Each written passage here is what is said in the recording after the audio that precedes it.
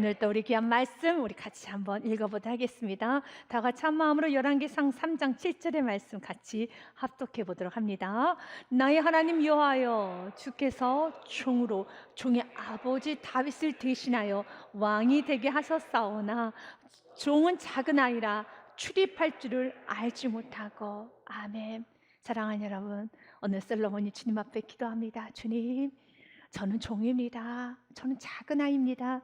그래서 출입할 줄 알지 못하는 너무너무 연약한 자입니다 라고 하나님께 고백을 하고 있습니다. 그런데 그랬던 솔로몬이 여러분 무너지기 시작해요. 그랬던 솔로몬이 와르르 무너집니다. 솔로몬이 죽고 난 후에 그의 아들이었던 르호보암이 왕이 돼요. 그런데 르호보암은 어리석은 정치를 합니다. 노인의 말을 듣지 않아요. 노인들이 이렇게 말합니다. 당신은 섬기는 왕이 되십시오. 당신은 백성들에게 좋은 말로 말씀하십시오 라고 권합니다. 그런데 르호보암은 그 말을 듣지 않아요. 왕이 포악한 말로 백성에게 대답할세 노인의 자문은 버리고 어린 사람들의 자문을 따라 그들에게 말하여 이르되 내 아버지는 너희의 멍에를 무겁게 하였으나 나는 너희의 멍에를 더욱 무겁게 할지라. 내 아버지는 채찍으로 너희를 징계하였으나 나는 정갈 채찍으로 너희를 징치하리라 하니라. 오늘은 르호보암에 집중하지 않을 겁니다. 솔로몬에게만 집중할 것입니다. 이 말씀을 통하여서 우리는 한 가지 유추해 볼 수 있습니다. 지금 솔로몬이 백성을 어떻게 다루고 있습니까? 지금 멍에를 쥐고 있습니다. 솔로몬이 지금 백성들에게 채찍을 들고 있습니다. 이것이 가능한가요? 상상을 할 수 있으니까 1,000문제를 드렸던 솔로몬이, 이렇게 주를 향해서 엎드렸던 솔로몬이, 나는 작은 아이입니다라고 고백했던 솔로몬이 백성들에게 이렇게 행동했다는 것이 가히 상상이 될 수 있습니까? 없죠. 그렇게 아름다웠던 예배자 솔로몬은 어디로 갔습니까? 그렇게 겸손했던 솔로몬은 다 어디로 가버렸습니까? 그렇게 헌신하며 충성스럽게 미랄대면서 주님 앞에 엎드려 예배했던 그 아름다운 솔로몬은 어디로 갔습니까? 사랑하는 여러분, 하나님께서는 과거에 예배를 드렸던 그 예배만을 자랑하는 것이 아니라 오늘 예배드리기 원합니다. 오늘 주님 앞에 예배드리기 원합니다. 분명 1,000문제 드렸던 정성스럽게 드리면서 예배를 드렸고 은혜를 많이 받은 줄 압니다. 솔로몬도 그랬습니다. 그러나 그 솔로몬이 오늘 예배를 드리지 아니했었을 때 날마다 매일같이 주님께서 부어주신 은혜가 있습니다. 그 부어준 은혜를 우리는 받지 아니하면 우리 또한도 솔로몬 같이 씁쓸한 인생이 될 수밖에 없어요. 그가 하나님께 이렇게 구합니다. 나의 하나님 여호와여, 주께서 종으로 종의 아버지 다윗을 대신하여 왕이 되게 하셨사오나 족은 작은 아이라 출입할 줄 알지 못합니다. 주님, 난 정말 작은 아이예요. 난 당신의 종입니다. 나는 들어가고 나가는 것조차도 알지 못하는, 출입도 잘하지 못하는 연약한 자, 무능한 자입니다. 부족한 자입니다. 그런데 이렇게 연약하고 무능하고 부족한 나에게 큰 백성을 섬길 수 있는 직분을 주셨습니까? 주님께서 나에게 허락하신 직분은 너무 큽니다. 주께서 나에게 맡겨주신 이 양떼는 너무 큰 존재들입니다 라고 고백을 해요. 8절 말씀에 보니 주께서 택하신 백성 가운데 있나이다. 그들은 큰 백성이라 수요가 많아서 셀 수도 없고 기록할 수도 없사오니 누가 주의 이 많은 백성을 재판할 수 있사오리까? 나에게 듣는 마음을 종에게 주사 주의 백성을 재판하여 선악을 분별하게 하옵소서. 아멘. 예배를 드리고 나면은 겸손해져요. 예배를 드리고 나면은 내게 맡겨준 모든 사명을 귀하게 여기고 크게 봅니다. 여러분, 함부로 하거나 무시하지 않습니다. 굉장히 크게 여깁니다. 그래서 아주 자그마한 것도 소중하게 거칠지 않게 살아가지요. 그리고 예배를 드리고 나면 나의 위치를 알아요. 자신이 누구인지를 알게 됩니다. 솔로몬은 누구입니까? 왕입니다. 솔로몬은 백성을 다스려야 되죠. 백성을 돌봐야 되고 백성의 아픔을 매만져줘야 되는 그런 왕입니다. 솔로몬이 지금 무엇을 하고 있습니까? 하나님, 나의 백성들이 그 누구도 원통하지 않게 원합니다.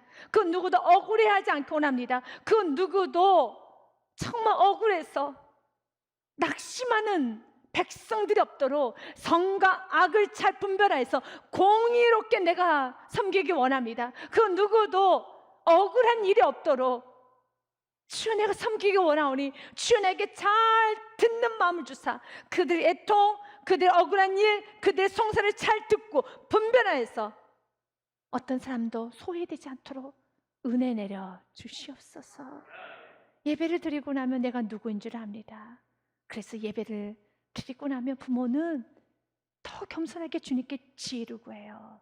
직분자는 성도는, 리더자는, 어른은 정말 주 앞에 엎드려 기도합니다. 주님, 나의 공의롭지 못하는 행동, 언어, 결정으로 인해서 나의 자녀가 마음에 분노가 일어나지 않도록, 나의 이웃들이, 나의 성도가, 나의 어린 사람들이 나의 믿음 없음으로 인하여서 나의 공의롭지 못한 말과 행동과 다른 그런 행동으로 인하여서 어떤 나의 부족함으로 인하여서 그 누군가 실족하지 않도록, 그 누군가의 마음 안에 분노가 일어나지 않도록 주여 나를 붙잡아 주옵소서. 내가 그들에게 아픔을 주기를 원하지 않습니다. 맞습니다.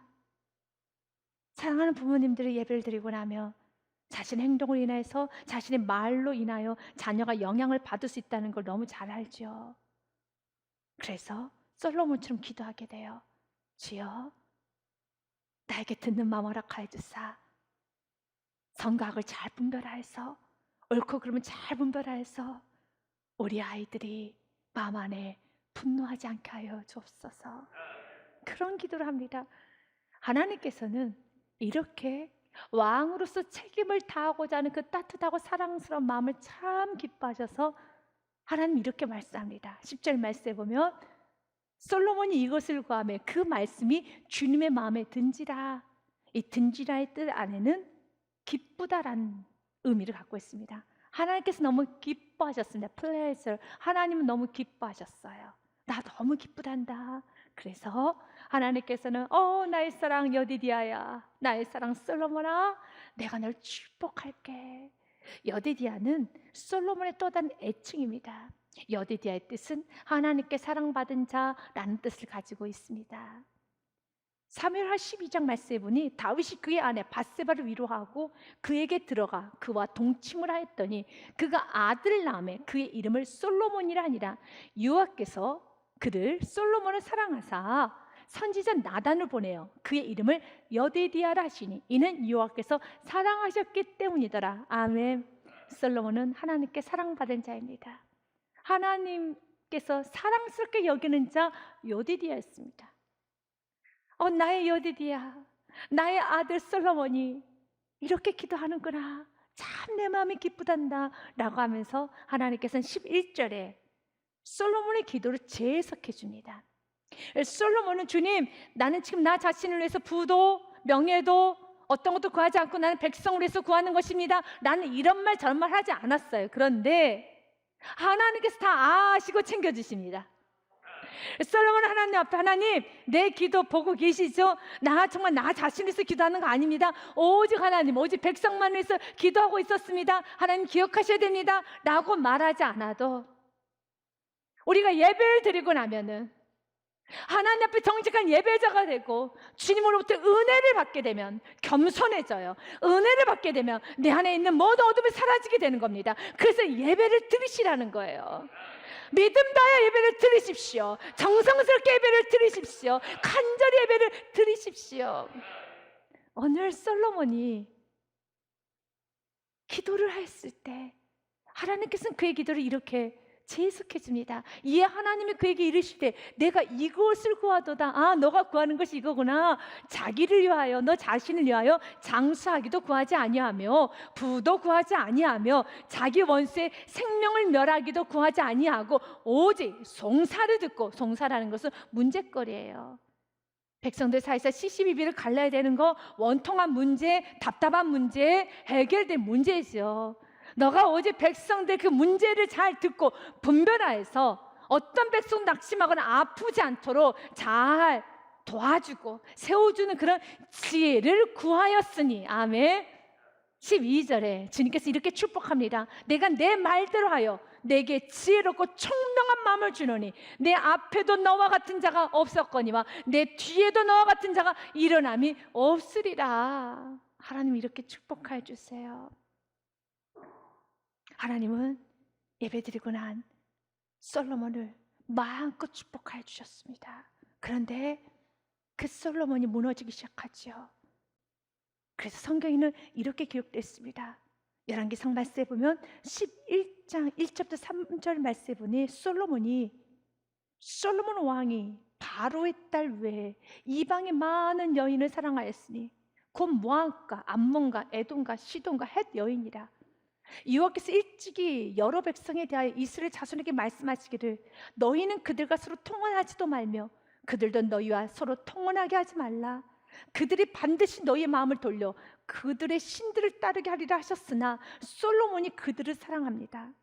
그리고 3절 말씀에 보니 왕은 후궁이 700명이요 첩이 300명이라 그의 여인들이 왕의 마음을 돌아서게 하였더라. 지금 솔로몬은 하나님을 사랑하고 백성을 사랑하고 하나님께 예배하는데 시간을 내어드려야 되고 백성을 돌보는데 시간을 내어드려야 하는데 지금 솔로몬은 세상을 향하여서 이방 여인들을 향하여서 쾌락을 쫓는데 마음과 시간과 몸과 마음을 다 빼앗겼습니다. 그는 예배 자리를 떠났습니다. 기도의 시간을 확보하지 못했습니다. 예배의 시간을 확보하지 못했습니다. 섬김의 시간을 확보하지 못했습니다. 그래서 무너질 겁니다. 그가 가고 1천번째 예물을 드렸다 할지라도 오늘 내가 예배하지 않으면 오늘 내가 나에게 쏟아부어지는 은혜가 매일매일 하루도 빠짐없이 부어주는 은혜가 있어요. 이 은혜를 오늘 내가 받지 않으면 우리는 살아갈 수 없습니다. 그래서 하나님께서는 솔로몬을 방치하지 않았어요. 솔로몬에게 거듭 말씀하셨습니다. 솔로몬아 돌아와라. 솔로몬아 돌아와라. 예배 드려라. 다시 엎드려라 말씀합니다.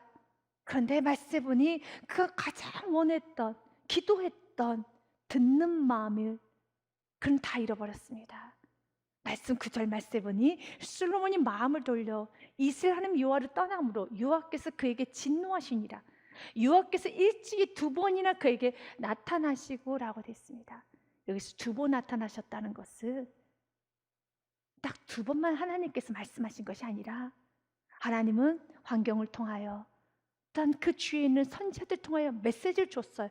그런 하나님께서는 직접 2번이나 나타나셨어요. 그리고 10절에 이렇게 말합니다. 이 일에 대하여 명령하사 다른 신을 따르지 말라 하셨으나 그가 여호와의 명령을 지키지 않았으므로 이제는 백성의 말을 듣지 않을 뿐만 아니라 하나님 말조차도 듣지 못하는 솔로몬이 되어버렸습니다. 우리가 이 말씀을 통해서 알아야 될 것이 있습니다. 여러분 예배를 드리고 나면 주님 앞에 간절히 구하는 그 기도의 제목은 이미 하나님께서 주셨습니다. 예배를 드리고 났더니 하나님 나 정말 더 겸손해지기 원합니다 라고 기도를 합니다. 이미 여러분 마음 안에 겸손이 있는 겁니다. 솔로몬이 듣는 마음을 구했던 그 시각은 듣는 마음으로 가장 충만했던 시간일 것입니다. 예배를 드리고 나면은 내가 오늘 예배를 드렸음에도 불구하고 주님께 또 구합니다. 내 평생 예배자가 되겠습니다. 저의 삶도 그렇더라고요. 예배를 정말 드리고 나면은 또 한 번 또 구하게 됩니다. 하나님, 내가 정말 정직한 예배자가 되기 원합니다. 감사 충만한 삶을 살았던 그 하루는 또 구하게 되더라고요. 하나님, 내가 정말 감사하며 살기 원합니다. 정작 그는 지금 듣는 마음을 구해야 되고 정작 겸손을 구해야 되는 지금 솔로몬은 구하지를 못해요. 겸손을 구하지 못합니다. 성령 충만함을 구하지 못합니다. 예배 자리를 떠나면 기도도 하지 못해요. 그래서 여러분 마음 가운데 예배 드리고 났더니 하나님께서 더 겸손하라는 은혜를 주셔서 여러분이 솔로몬이 듣는 마음을 간절히 구하였던 것처럼 나 평생에 겸손하기만 원합니다. 내 평생에 예배자만 되기를 원합니다라는 그런 마음으로 주님께 간절히 기도했다면 이미 지금 여러분의 마음 상태는 예배자가 된 상태예요. 겸손해진 상태죠. 주님은 이렇게 매일매일 예배함으로써 여러분의 영혼을 지켜가기 원합니다. 그런데 솔로몬은 예배를 멈췄어요. 그럼 완전히 무너졌습니다. 그의 삶은 아름답지가 않습니다. 이제 우리는 솔로몬의 삶을 통하여서 한 번 더 보기 원합니다. 예배에 따른 축복을 보기 원합니다. 예배는 많은 축복이 있어요. 예배는 치유가 있습니다. 하늘의 평강과 안식을 경험하게 됩니다. 구원의 감격이 회복됩니다. 그리고 깊이 내 속에 어떤 죄가 있는 걸 알게 됩니다. 그래서 회개를 하게 돼요. 그 능력을 받게 됩니다. 자신이 어떤 길을 가야 되는가 사명을 깨닫게 됩니다. 또한 문제 해결을 받습니다. 이렇게 예배는 많은 축복이 있습니다. 근데 그 축복 중에 또 한 가지 축복을 여러분에게 전하고자 합니다. 그것은 교만을 일으키는 원흉 중에 하나가 특권의식이에요. 바로 그 특권의식이 무너지는 은혜가 임하는 시간이 예배 시간이에요. 솔로몬이 하나님 앞에 이렇게 고백하죠. 하나님, 나는 작은 아이입니다. 겸손을 고백하지 않습니까? 7절과 8절 말씀에 보니 나의 하나님 여호와여, 주께서 종으로 종의 아버지 다윗을 대신하여 왕이 되게 하셨사오나 종은 아주 작은 아이입니다. 출입할 줄을 알지 못합니다. 라고 겸손하게, 나는 작은 아이입니다. 난 당신의 종입니다. 라고 고백을 합니다. 그리고 8절 말씀에 보면 이런 말씀이 기록되어 있어요. 같이 읽습니다. 주께서 택하신 백성 가운데 있나이다. 그들은 큰 백성이라 수요가 많아서 셀 수도 없고 기록할 수도 없사오니. 아멘. 왕이라는 위치는 백성도 난 똑같아 라고 말을 하기에는 환경적으로 그렇게 말하기 어려워요. 자신의 말 한마디에 여러분 사람이 일어서고 앉습니다. 자신의 말 한마디에 사람들이 움직입니다. 자신의 결정에 따라서 모든 물질이 흘러갑니다. 나라가 자신의 말 한마디를 움직여가고 있습니다. 그리고 사람들은 백성들 자신을 향해서 고개를 숙입니다. 왕이라고 말합니다. 자신의 말을 듣기 위해서 귀를 쫑긋하고 있습니다. 모든 신하들은 지금 엎드려 있습니다. 왕이시여 왕이시여 말씀하여 주옵소서. 당신의 명령에 당신의 분부대로 행하겠습니다 라는 말을 자꾸 듣습니다. 내가 이 백성과 똑같다라고 느끼기에는 환경이 너무 좋지 않아요. 그러나 예배드리고 나면 그 특권의식이 없어져요. 그가 뭐라고 고백합니까? 주께서 택하신 백성 가운데 있나이다. 나 또한도 주님께서 택하신 이 백성들 중에 한 사람일 뿐입니다. 나 또한도 당신으로부터 보호받아야 되고 위로받아야 되고 회개해야 되고 경책을 받아야 되고 훈계를 들어야 되고 가르침을 받아야 되는 그런 백성들 중에 하나입니다. 특권의식을 버리게 된다는 겁니다. 특권의식이 있으면 불평 불만이 많아집니다. 나에게 이런 대우를 해야 되는데, 나는 이 정도 했으니까 이런 대우를 해야 되는데, 매사에 불평 불만이 많아져요. 매사가 섭섭합니다. 또한 특권의식에 사로잡히게 되면은 죄에 대한 죄책감이 없어져요.